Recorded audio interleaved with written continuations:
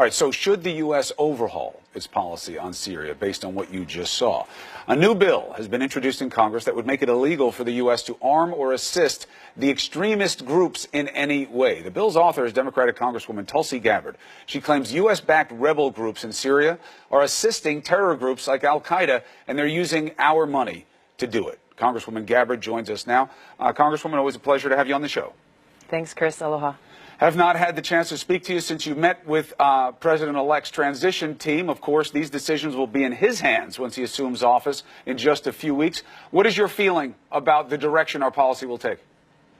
Well, this is exactly why I accepted the invitation to meet with President-elect Trump, was to speak very directly about the situation in Syria and to call on him to do what I have been talking about in Congress now for years, and that is to end the illegal, counterproductive regime change war that we have been fueling along with countries like Saudi Arabia, Turkey, and Qatar by pouring money and weapons and intelligence and other support to these groups that are directly working with groups like al-Qaeda and ISIS, groups that we are supposed to be trying to fight and to defeat. What were you met with by the transition team?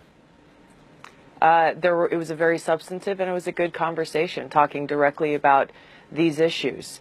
This is what my bill speaks to. The Stop Arming Terrorists Act would make it illegal, would prohibit us using any taxpayer funds from providing both direct and indirect support to these groups that are directly, again, working with groups like al-Qaeda or funneling that money through countries like Saudi Arabia and Turkey.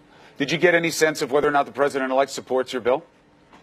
Well, if you look at the statements that he has made, even just in the last few days, about ending our interventionist war policies, my hope is that this administration, that this will be an area that we can agree on, that we can take immediate action to, again, stop providing this funding, stop providing this support, stop this interventionist, counterproductive regime change war, because that is what is critical to be able to address the humanitarian crisis that is on the ground there. We have to provide aid, we have to provide support to these people who've gone through such suffering and such trauma, but first we must address the cause of this crisis. Well, so how do you address the understanding that the regime, and maybe with the help of Russia, they are the ones responsible for what we're seeing on the ground in terms of the humanitarian crisis, and your bill would stop American support from the groups that are fighting against the regime and the Russians? Well, just in your news report a few minutes ago, it talked about how these rebels are firing on innocent civilians as they are trying to flee these areas. We have seen time and again how groups that we are supporting, U.S. American taxpayer dollars are supporting, are directly working with groups like al-Qaeda and ISIS to try to overthrow the Syrian government. It is this regime change war that is driving this humanitarian crisis. We need to stop our support, stop this funding, stop funneling this funding through these other countries who, for their own interests, are trying to conduct this regime change in Syria to overthrow the government, so that we can end this humanitarian crisis and allow the Syrian people in their country to begin to heal and to begin to rebuild their own country. But what about the piece of what's been motivating the U.S. policy, which is belief that Assad is a tyrant, that he's an oppressor of his people and he needs to be taken out in the name of democracy? And if the people want that, America acts on the side of those who want democracy and freedom.